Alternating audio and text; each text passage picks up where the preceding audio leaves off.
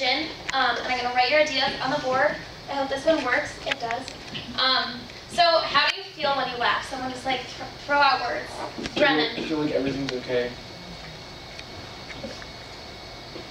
Euphoric. Okay, you can just shout them out, actually. I laugh when I'm sad. You sad right now? Sometimes I know I have to actually present soon. my body's natural reaction. That's not a feeling though. Sad. Tell me a feeling. Like, what do you feel when you laugh? Happy. Happy? Euphoric. Anything else? Shy.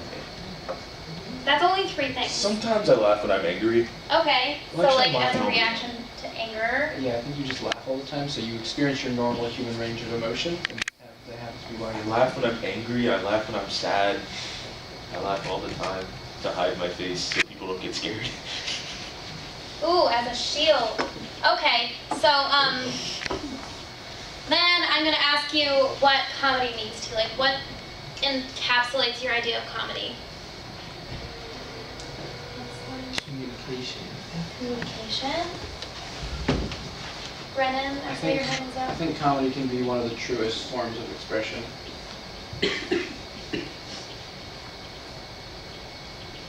Anything else? A way to bash someone else without getting in trouble. I'm gonna touch upon that actually. Okay, so after we've talked about this, I forgot to put an E on someone, but whatever. So we talked a little bit about what it means. So I'm talking about why stand-up comedy is kind of like rhetoric's superpower and like superhero, because it's a really sneaky way to convince people of things. So what is comedy? It's a professional entertainment consisting of jokes and satirical sketches intended to make an audience laugh, but it's actually just like a really social form of entertainment, so it's kind of based on going against the social conventions. And it functions as a critical theory about the world, so a lot of the time, if you really think about what people are joking about, it's like racism, and having a job, and not doing anything, and like kind of self-deprecating yourself as well. So we either laugh at the opposition to the social norms, so we're laughing at the fact that the social norms are being opposed, or we laugh with the comedian for bringing up those absurdities. So the history of comedy, I'm gonna quick go over this a little bit.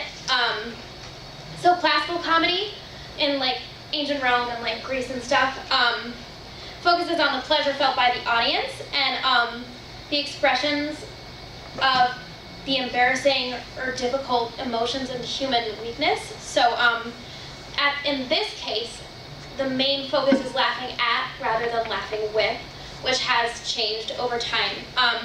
And comedy invites people to engage with their like secret desires. It was really associated with like the lower class and like it was kind of raunchy back in that time. Like if you look back at like ancient Roman graffiti, it's like the dirtiest stuff you'll ever read. It's terrible. And it's kind of like, it goes against the installation of good governance. Renaissance comedy actually focuses on rhetorical strategies. Oh my God, the word came up. We brought it up. Cat's out of the bag. So comedy in the Renaissance was used to teach the virtues by pointing out the like negative aspects of people, so they see how absurd it is to be ridiculous and like go against those social norms. So it kind of convinces people to go with the social norms.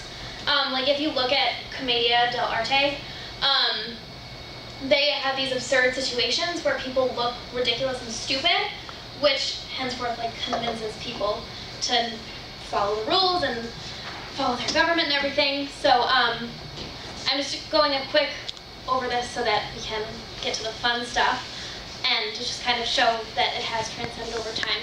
So the early modernist theory, it kind of is like the Freud kind of thing. It's pretty weird. Early modernist theory is kind of weird. That was just a weird time in history, I think. It brings comedy from the social norms of humans to like, it discusses the absurd, like abstract things that happen in people's minds. So this is a really critiqued kind of comedy, but it does bring in social norm kind of thing, and it plays on the infantile, like primitive desire to laugh at things. And it does like kind of explore the fact that laughter is automatic. It's a natural human trait. So modern comedy, this is where I like to have fun with it. I really enjoyed researching this. So modern comedy is, in my understanding, a lot more multifaceted because there's so many more modes of comedy. So we kind of see sketches and plays and TV shows and music and all this stuff that goes into that comedic realm.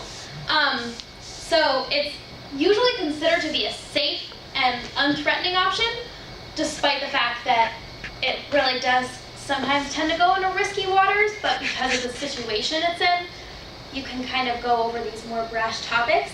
And the kind of like risky comedy is like political satire and the like. Comedy is usually viewed as the epitome of light relief and just entertainment. So that's kind of the way the public views that is what makes it such a great form of rhetoric, because they don't feel as if they're being convinced of anything.